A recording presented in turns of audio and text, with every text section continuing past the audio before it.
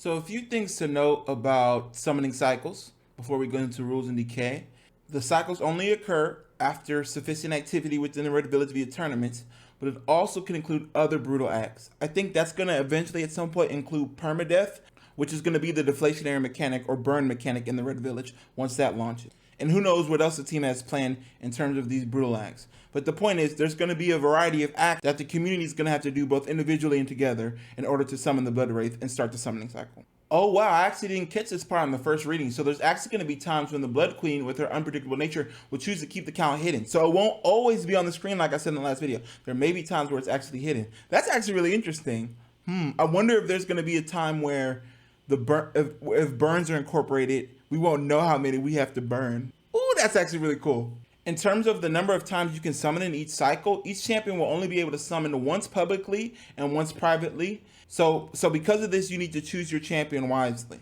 So if you have a champion, you can combine its blood with any other champion in your barracks and then either list it in the spell book so that someone else could buy it, or buy the blood of a champion already in the spellbook and combine it with that champion you already did your private summon with. You could also do the combination of private in-house summons with two champions in your barracks, and then do another summoning with those two champions again by listing one publicly, and then buying your own blood to merge those two together a second time.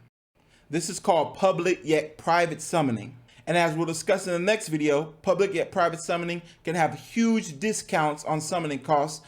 But the catch is that anyone can quickly find your champion that you listed and snipe it from you using a marketplace like Haku. So after you do your summoning with your champions, they won't be able to fight for 48 hours. And also you should know that you can't summon with a champion that just got summoned. You have to wait till the next cycle. For this first week of summoning, if you're catching this one early, there's actually going to be a 1 week period where you can't fight. But going forward, it'll only be 48 hours. But going forward, it'll only be 2 or 3 days. So it looks like the time period of the summoning cycle will usually be 2 to 3 days, and battle masters can choose not to utilize the available summons with the summoning cycle.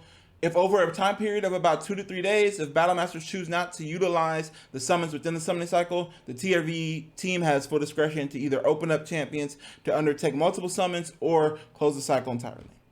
On occasion, special champions and tournaments will be run that may apply additional bonuses that will speed up the arrival of the summoning cycle. In terms of rules, these are all pretty straightforward. Number one, there's 5 different character classes, and as of now, you can only summon with champions in the same class. So Rangers with Rangers, Wizards with Wizards, Barbs with Barbs, Druids with Druids, Pallies with Pallies, but no intermingling between classes. Genotype, pureblood. So if you have a pureblood champion, 1 through 12, 1 through 6 are all we have right now, you can summon with champions for an unlimited amount of cycles in perpetuity. If you have a half-blood, which is R13 and 99, champions can summon with both pureblood and half-blood champions. So in terms of in terms of which bloodlines can summon with who, all pureblood champions R1 to R12 can summon with any champion. Half-bloods can summon with either purebloods or other half-bloods, and then soulless, which is basically RX, way beyond any R number over 99, can only summon with pureblood champions R1 to R12. If you're not really clear on how genotype works in the Red Village, be sure to check out my video on bloodlines and genotypes, link below. In terms of rules and limits regarding to lineage and ancestry, if 2 champions share the same parent, they cannot summon together. And a champion can never summon with his parent, and correspondingly, a champion can't summon with its child. And a champion can never summon with its grandparent, and correspondingly, a champion can't summon with its grandchild. So basically, you can't weave a lineage back into itself until you get to the great-grandkids. You can see your champion's genotype on their trait page, and then their lineage on the summoning page. Initially, these are the limits we're going to have for the early cycles. Each champion can participate in 1 private summoning, and each champion can participate in 1 public summoning, as we talked about prior.